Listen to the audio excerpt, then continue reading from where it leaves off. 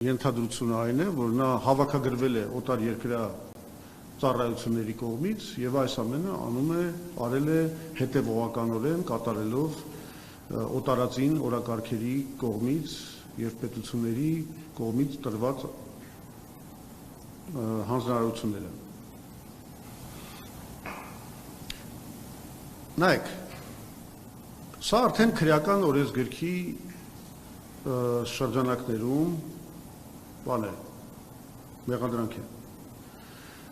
Նման բան ասելու համար մենք կարող ենք կասկածել եւ կարող ենք ենթադրել եւ կարող ենք անգամ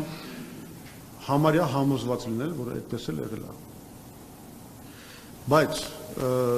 ես չեմ կարող նման բան պնդել, քանի դեռ չունեմ անհերքելի ապացույցներ։ Եվ ես կարծում եմ, որ ապագա իշխանությունների խնդիրներից մեկը պետք է լինի նաև այդ հարցի վերլուծությունը։ Այսինքն ինքեր կան ուսումնասիրելու հարցը, եւ եթե գտնվեն ապացույցներ, եթե գտնվեն հստակ փաստեր, արձանագրումներ, չգիտեմ եւ այլն, ապա իհարկե պետք է քրեական պատասխանատվություն տա։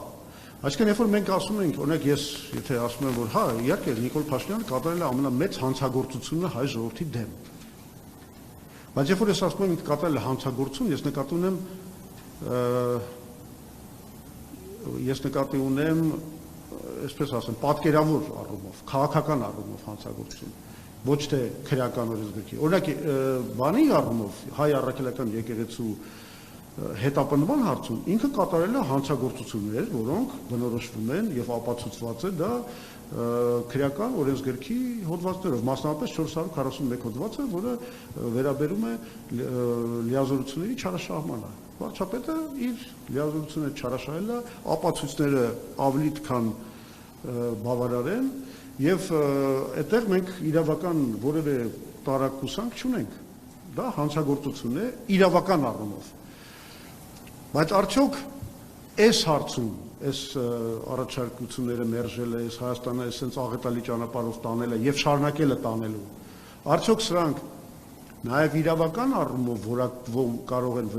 որակվել քրեական օրենսգրքով պետական դավաճանություն։ Այս բանը պնդելու համար ես կներեք, ես որ չունեմ բավարար ապացույցներ, չնայած շատ լեգիտիմ եմ համարում նման հարցադրումը, որտեվ բաները համենայնպես կասկածներ հարուցող փաստերը շատ են։ Ես կարողացա պատասխանել այս ձեր առաջի հարցին։ Հիմա երկրորդ հարցը, ինչ է հնարավոր անել մասնավորապես Արցախի խնդրի շուրջ։ Ուրեմն նայեք, որ դուք ասում եք ինչ է հնարավոր անել այս վիճակում, նախ արձանագրենք, որ վիճակը շատ վատ է, այսինքն արդեն Փաշինյանը հասցրել է շատ վատ վիճակի։ Եվ շարունակում է իրավիճակը վատանալ, որտեղ Ադրբեջանը եւ Թուրքիան նորանոր պահանջներով են հանդես գալիս եւ վերջը դրա չի երևում։ Հիմա ես երկու բան կառաջարկեի։ Առաջինը, մեզ անհրաժեշտ է այն խաղաղության հռչակագիրը, հա, ոնց որ ասում են, օգոստոսի 8-ի եւ այլն,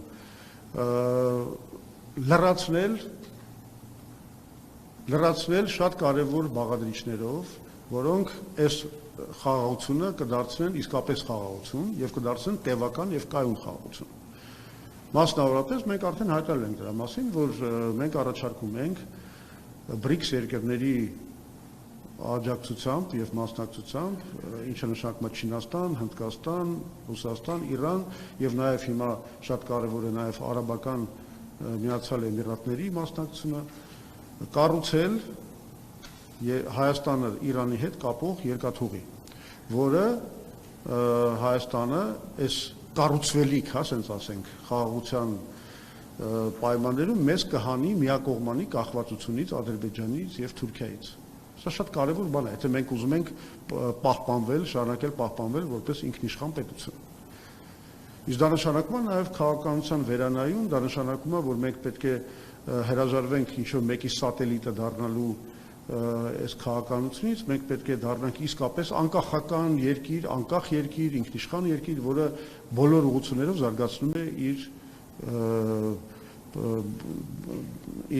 հարաբերությունները եւ համագործակցությունը, ներառյալ այո Ադրբեջանին, Թուրքիային, Եվրոպական միությանը, Միացյալ Նահանգներին, ինչու՞ չէ Իսրայելին։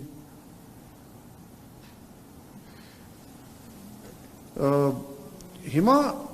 Ղարաբաղի, հենց կոնկրետ Արցախի հարցով, ինչ է հնարավոր անել։ Ուրեմն եկեք միասին sense ազգովի sense բարձր մտածենք էլի։ Հնարավոր է, որ այսօր որևէ արցախահայ վերադառնա Ալիևյան Ադրբեջան, բռնատիրական այս երկրի տակ իր բռնատիրական օրենքներով, իր խտրականությամբ, իր պահանջներով, որ այդ մարդիկ դառնան Ադրբեջանի քաղաքացիներ, ծառայեն ադրբեջանական բանակում հայերը եւ նաեւ ասենք դա այդ ամբողջը ունիտար Ադրբեջանի պայմաններում, երբ որ ասենք դատախազները, միլպետները, դատավորները բոլորը նշանակվելու են Բաքվից։ Ու շատ հնարավոր է որ բոլորը լինեն ադրբեջանցի։ Մի պետությունում, որի այսօրվա պաշտոնական գաղափարախոսությունը կառուցված է հայատյացության վրա։ Հնարավոր է։ Ես չեմ կարծում, որ Արցախահայերի մեջ այդպիսի գժեր կան, որ պատրաստ են գնալ եւ ապրել Ալիևյան ռեժիմի տակ։ Չի լի դες բան։ Դրանից մաթեմատիկական ճշգրտությամբ հետևում է երկրորդ եզրակացությունը, որ ուրեմն դա հնարավոր կլինի մենակ մի պարագայում, եթե Ադրբեջանի ինչ որ հրաշքով տեղի ունենա ժողովրդականացում, որը կներեք ոչ ոք չի հավատում դա, կամ հա եւ այդ հայատյաց այդ գաղափարախոսության վերանայում, որ դրանից ազատվի Ադրբեջանը, կամ այդ տարածքում Արցախի տարածքում սահմանափակվի Ադրբեջանի ինքնիշխանությունը։ Ճիշտ է։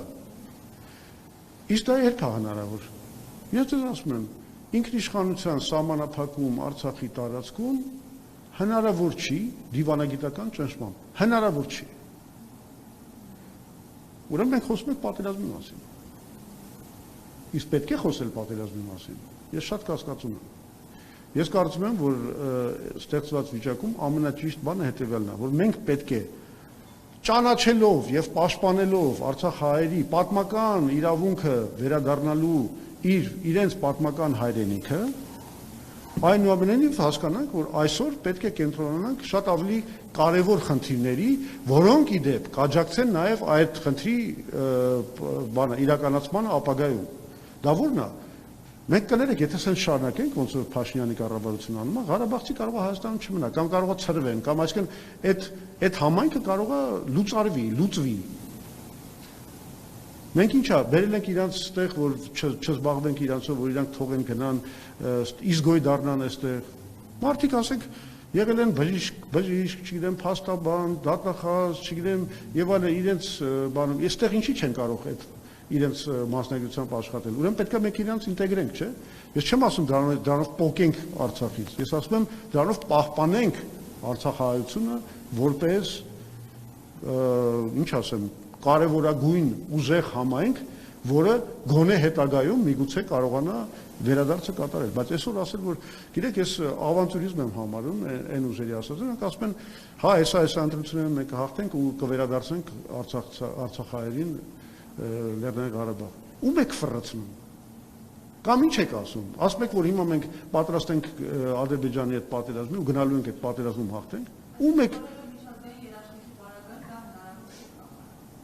Չէ, միջազգային երաշխիքների դեպքում հնարավոր է, բայց այդ միջազգային երաշխիքների նշանակում է Ադրբեջանի ինքնիշխանության սահմանափակում։ Այսինքն Ադրբեջանը պիտի համաձայնվի, որ ասենք ընդդեմ դիտորդներ, կան ինչ որ